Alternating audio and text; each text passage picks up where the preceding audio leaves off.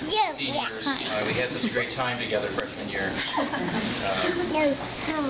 This is not what I wanted to read, but I'll read it to you if you ask me nicely.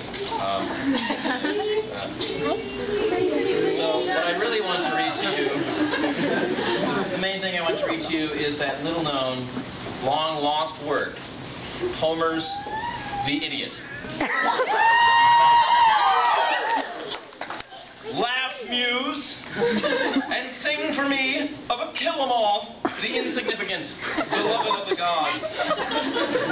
Indeed, they felt need of him. In the council of Zeus, from the day-long boredom, spoke some immortal.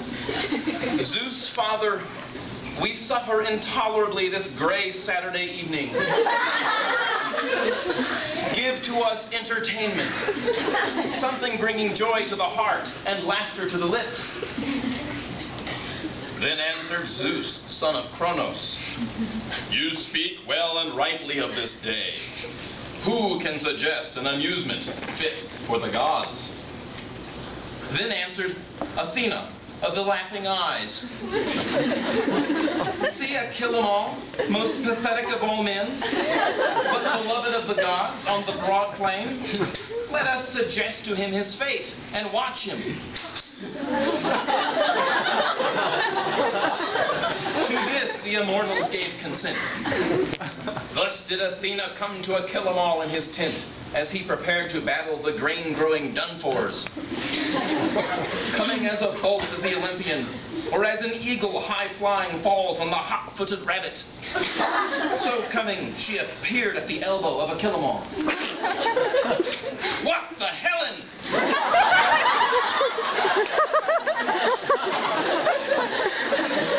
Cried he, deeply disturbed in heart. Fear not, brave kill-em-all, said warlike Athena. I am come for your good and not for your harm. Do not shrink from battle where men win glory, for today the gods are with you and none can stand against you. You shall vaunt terribly over your fallen enemies and drink wine in the gates of your enemy. Yes, wine with grated goat's milk cheese in it and barley.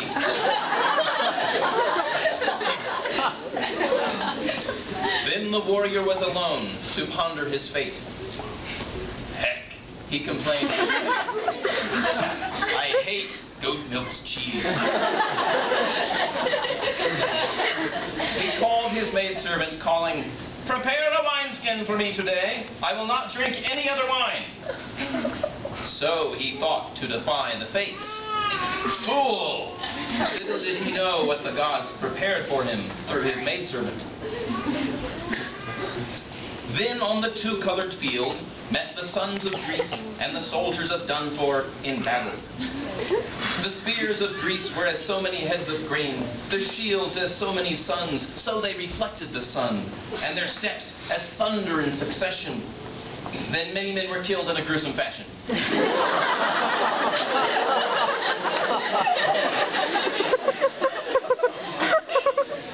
Then Telephonian Ace, a hero of the Greeks, met Paris, great among the Dunfors.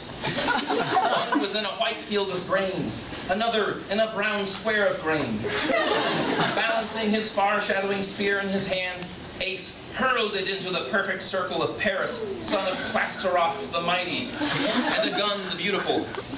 It went through as a fresh-fired sword cleaves butter. But Paris, with his eyes straight on it, escaped with only a minor eye wound.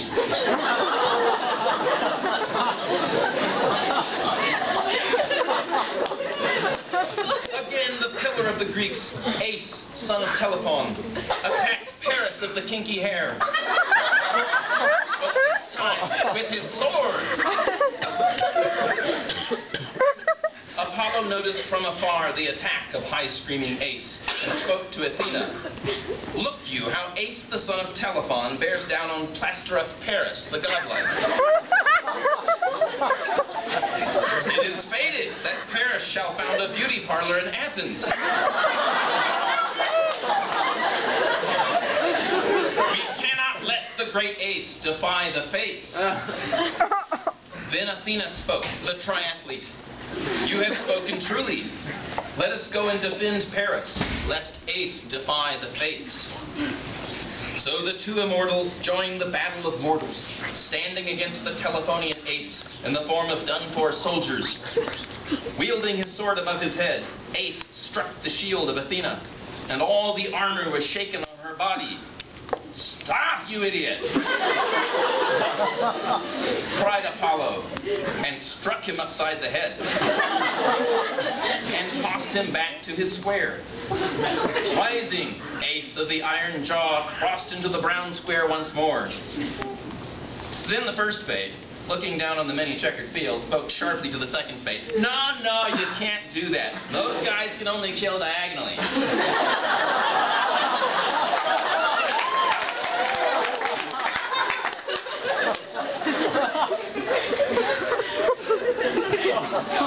Then spoke the second fate in return.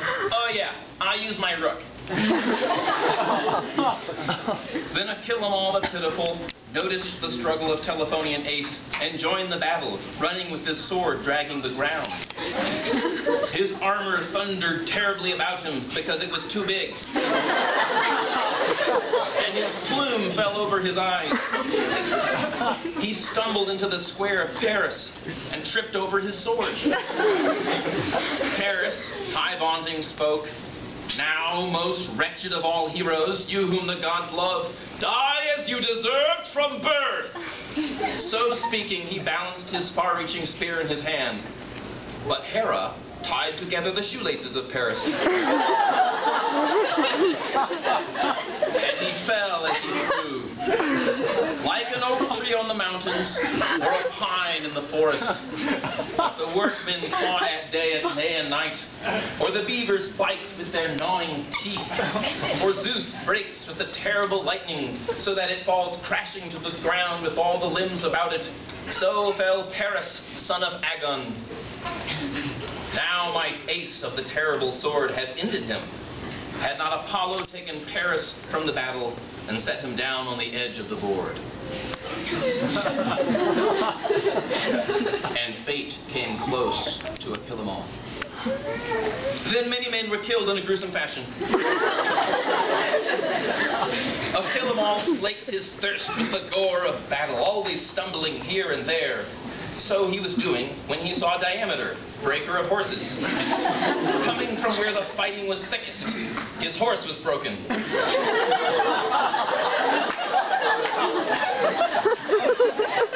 Then the wise geranium Nestor of geraniums, followed with a sprained artery, telling of the arteries of his youth. Then Achillemall said to the great Telephonian Ace, "We should enter there, where the fighting is thickest, and win ourselves glory, for our companions are hard pressed." So they advanced. Ace of the terrible blows cast his spear first, and not in vain. It pierced the shield of Actor, son of Acme, an extra from the agency.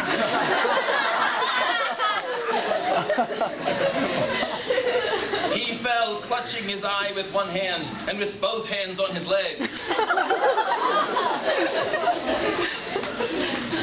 Then Achillemall, of the hyena-like war cry, drew his spear, aiming for Dangtor of the Dunfors. The spear flew high, and Dangtor lowered his head. But Athena seized the spear and gave it back to the pathetic warrior. He cast again, and again the spear flew high, and again Dangtor lowered his head, and again Athena gave the spear back to Achillemall the puny.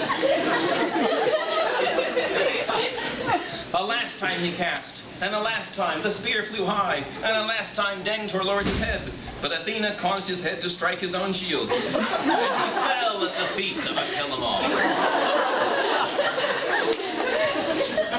Then many men were killed in a gruesome fashion, and the Dunfors were routed and fled before the wrath of the two, and they pursued the enemy. Ace, swiftest of all the Greeks, moved ahead. Achillemall, a snail of a man, moved behind and tripped once again on his sword. He tumbled, first his head, then his heels, then his head, and around and over again. He rolled in a dark ball toward the heat of the fighting, and struck the done-for soldiers, scattering them left and right. "That was the perfect strike!" cried Ace in joy. And fate came closer to a kill-em-all. Then many men were killed in a gruesome fashion, and the heroes gained the city walls. The done-fors were shut within their city, all trembling, their hero Dantor slain by a kill-em-all, drinker of milk. "Hand over to us, my ear-pure king," said Ace with a terrible voice, "and we will spare your city." "Think about it," said the second fate to the first. "I'm going to get either your castle or your king. There's not really a choice here." "It's called a rook," replied the first, "and I'm not so sure you can take it." "Watch me." "We will never give over our good and courageous king to you," cried the done-for herald. "And as for our city, we will see about that." Thus spoke herald of the done-fors. Moron. So the Greeks charged the city gates. Then many men were killed in a gruesome fashion. The invincible Telephonian Ace approached the gates, cutting down Halplus, son of Clulas. There opposed his strength. Next he defeated Cuthbert, son of a so-and-so. And vaunted terribly over him. "Did you not know that I am of a higher birth than you? My father was a banker, and my mother a member of the upper middle class. But your father and mother, wretched at your loss, run a grocery store in Dunford. Fool, we shall see how long the grocery store will last under my merciless blade." Then the heroes stood at the gate and seized each door in a hand.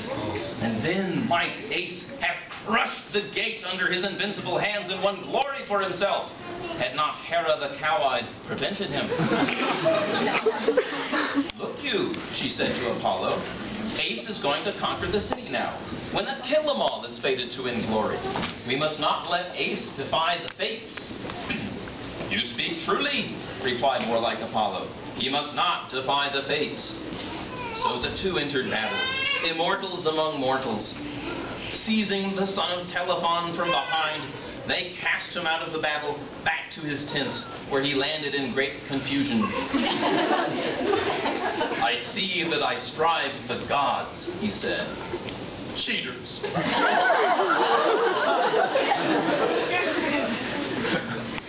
A kill-em-all the pathetic, seeing the huge Ace gone from the battle, thought his companion defeated. In rage he strode through the midst of the battle where men win glory, and approached the gates of Dunfor. He began to run, his helmet falling over his eyes, his armor clanging.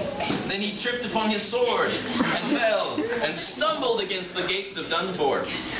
But Hera pushed him from behind, so the gates gave way beneath his weight. Cried a kill-em-all in triumph.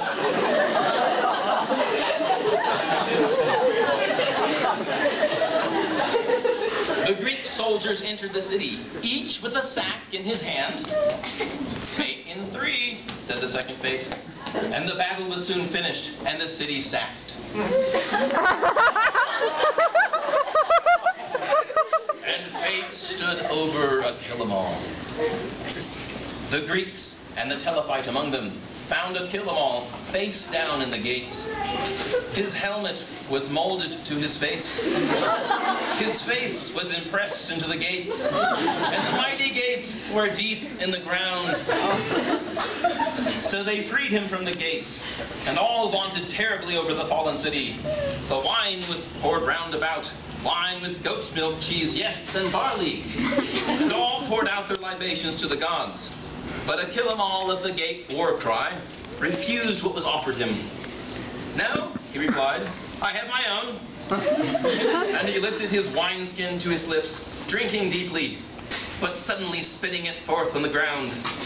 "Ah! I hate goat's milk cheese!" Thus fate overturned overtook a kill-em-all, most pathetic of men, but beloved of the gods. And there was laughter on Olympus.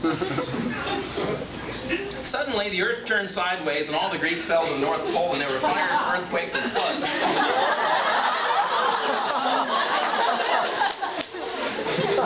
You didn't have to do that, said the second fate. What a sore loser.